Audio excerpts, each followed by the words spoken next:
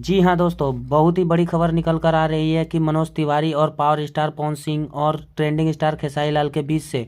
तो खबर की पूरी जानकारी बताएंगे। उससे पहले आप चैनल पर नए हैं तो चैनल को सब्सक्राइब करें और दिल से लाइक करें। बिना समय लेते हुए वीडियो को शुरू करते हैं। खेसारी लाल यादव को सभी लोग लपेट दिए हैं। जी हाँ दोस्तों, बात यह है तब की है जब पावर स्टार पवन सिंह को खेसारी लाल यादव ने स्टेज शो पर कहा था कि वह मर जाएंगे लेकिन उनका घर पर सोहर ना होई।